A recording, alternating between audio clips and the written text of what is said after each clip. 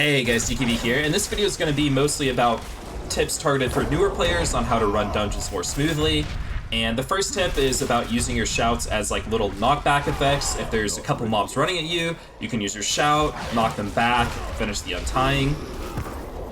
The next tip is going to be about the Vampiric mod on Elites, and the Vampiric mod just means whenever they're damaged, they'll glow red and get enraged. And then they'll attack you, and if they hit you, they'll gain a ton of life. And to counter this, you can just, if they're ever glowing red, just try and dodge their attack, and eventually the buff will wear out. For Proximity Shield Elites, how the mechanic works is if you begin channeling your Whirlwind outside of the blue ring and then go inside, the enemies will be immune for like a little bit of time. However, if instead you run inside the ring and then start the channeling, you will just kill them. Alright, and let's talk about the Edge Masters aspect as well as the Limitless Rage aspect. And these are two aspects that increase your damage greatly depending on how you channel your Whirlwind when you're channeling your Whirlwinds, okay? So Edge Masters is just, if I'm at full Fury, so 120 out of 120 with my current build, I will gain the full 20% damage increase for the entire channel of Whirlwind until I stop channeling and then channel again. And Limitless Rage is, if I generate 15 extra Fury over max, I get 60% increased damage for my next channel of Whirlwind. And you can kind of see here, like I'll pop all of these shouts, it'll send my Fury up. So this number right here, this is the 60%. So if I'm doing 60% more damage and then 20% more from Edge Masters. And this is just going to be an example of it in action. And as you can see, I don't have any Limitless Rage stacks, my Edge Masters bonus is low. And whenever I'm spinning on mobs here, I'm hitting for like 300Ks.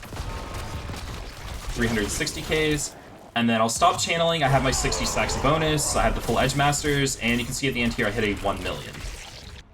Let's talk about the exploit glyph. As you can see, I'm absolutely crushing this mob. That's because I'm dealing 5 times the amount of damage to vulnerable enemies, but when I go back, I'm almost dealing no damage, so you don't really want to be like touching an elite, going away from it, then going back to it.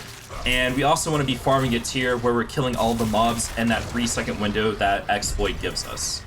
Alright guys, let's move on to items, and let's kind of look at my helmet for an example. So, when you're looking for a helmet, or any item, really, you want to have 3 good rolls, and then turn the 4th roll into the best roll possible that you can. So my helmet has max life, cooldown reduction, strength, and armor. And as you can see, I've rerolled armor a fair amount of times and still haven't gotten that high of a roll.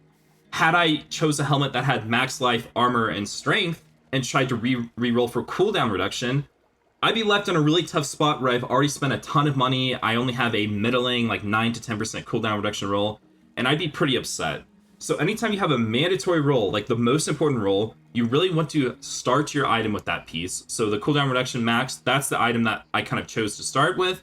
And as you can see here at the Enchanter, I'd be paying 3.6 mil per roll to just try and get a higher cooldown reduction roll. It could easily take 10, 11, 12 more tries to even get a usable, like, higher tier max roll on armor, which, if I was rolling for cooldown reduction, this helmet could have cost me 80 or 90 million. But since it's just I'm looking for armor, I'm okay stopping here, and I've only spent about 20 million.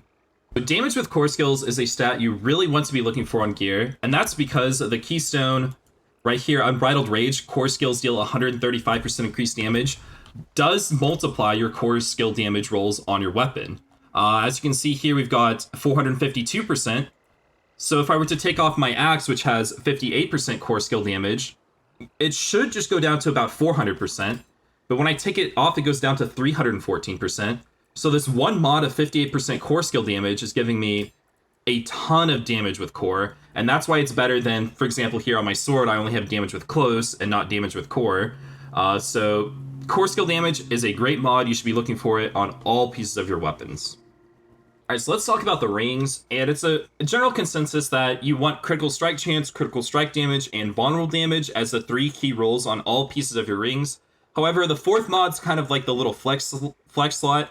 And I think the best 2 are resource generation and maximum life. Resource generation obviously helps keep our Whirlwind up, but also, like I explained earlier in the video, it gives us value off of Edge Masters and Limitless Rage, because the more consistently we're producing Fury, the more times we're casting it at full Fury, the more times we're casting it with that 60 damage bonus.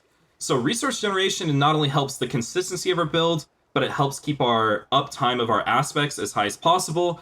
Another good roll would be 1,000 maximum life here, because that would just give me 10% more life, which is great. And you could get like physical damage or damage to close, which is like a 30% up to a 30% roll.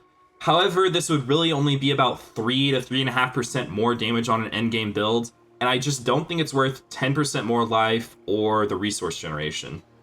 So hopefully you guys picked up a couple quick tips or tricks in this video, and if you liked it, make sure to like and subscribe. I plan on going a lot harder in Season 1 with my content creation, posting a lot more videos about the Malignant Heart powers, making build guides, and until next time, good luck out there in hell.